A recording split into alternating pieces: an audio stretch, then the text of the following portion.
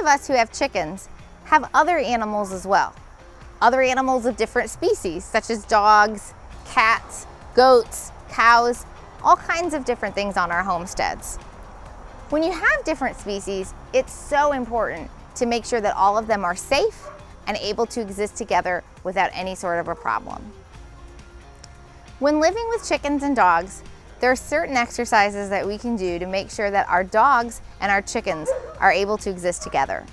We make sure that our chickens stay safe and our dogs learn not to chase them, harass them, or do anything else that may stress them out.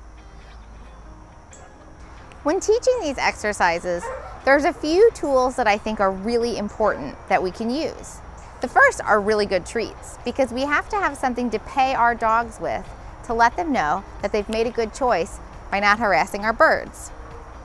Another tool that is invaluable is a long line. A long line is basically just a giant leash. This one's 15 feet, but you can get them as long as 50 feet. We'll use our long line anytime we have our dog around our birds, even if they're on the other side of the fence. This way, we can help reinforce to our dog that they can't ignore us, but also we're able to prevent them from running the fence or doing anything else that may harass the birds. When picking treats to use for our dog, I like to have something that's meat-based, relatively nutritious, and very small. Since we'll be using quite a bit, I don't want to fill my dog up. I want my treats to be about the size of a raisin and no bigger. Here's a good size example for you to see. Not much bigger than a raisin, really.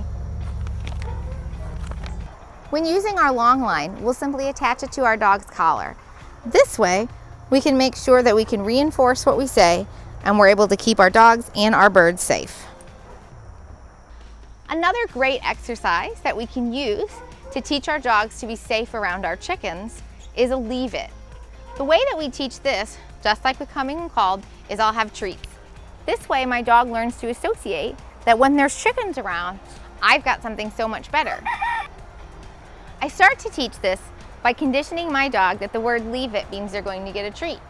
So what I'll do, they can be looking up at me, I'll say leave it, and I'll give them a treat. So they'll start to associate the word leave it, meaning something good is coming for me. Leave it.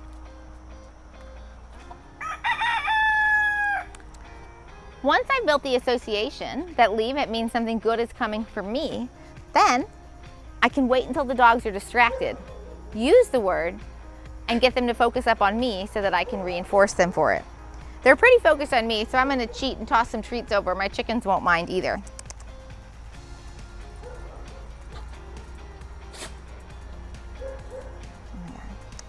Go, get it. Leave it. Good. And just like that, as soon as she looks up, I'll give her a treat. Leave it. Good job, girls. One of the most important exercises I can teach my dogs to help keep my chickens safe is coming when called. When teaching coming when called, I make sure that the long line is attached to my dog. I'll hold it in my hand. That way, when I call the dog, if they're not on their way, I can reel them in and then reinforce them when they get there. It's really important to have good timing. You don't want to ever call your dog if you can't get them to come to you, because you don't want them to learn that they can ignore you. So what I'll do is I'll say my dog's name, followed by the word come, which usually means I'd like them to come towards me. I have my long line, so if they're not on their way, I can reel them in, and then I'll reinforce them once they get there. Leslie, come. Yes, good girl.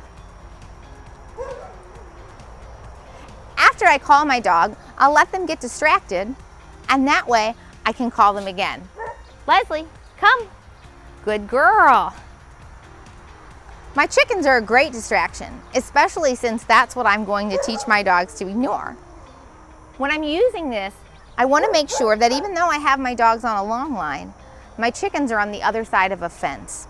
I don't ever want to put my dog in a situation where they can get to a chicken, and I don't ever want to put one of my chickens in danger where they may be hurt by one of the dogs.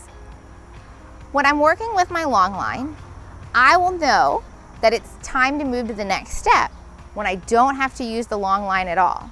Every time I call my dog, they come right away without me having to touch the line or reel them in. Good girl. Leslie, come. Good girl.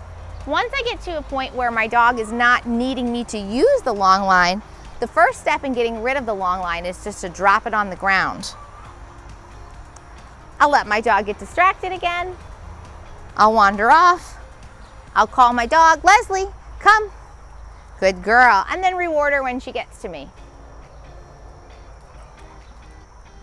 Good girl. Good. Once I get to a point where my dog is coming every single time I call, and I'm not having to use the long line, it's been dragging on the ground and I haven't had to touch it, then I can get to a point where I can take my long line completely off. I don't take the long line off though, until even under distractions, my dog has shown me that they will come every single time. Good girl. Thanks for watching Raising Dogs with Chickens. Hopefully you got some good tips. Be sure to follow our YouTube channel for more helpful videos. You can also follow us on other social media like Facebook, Instagram, and even follow our blog.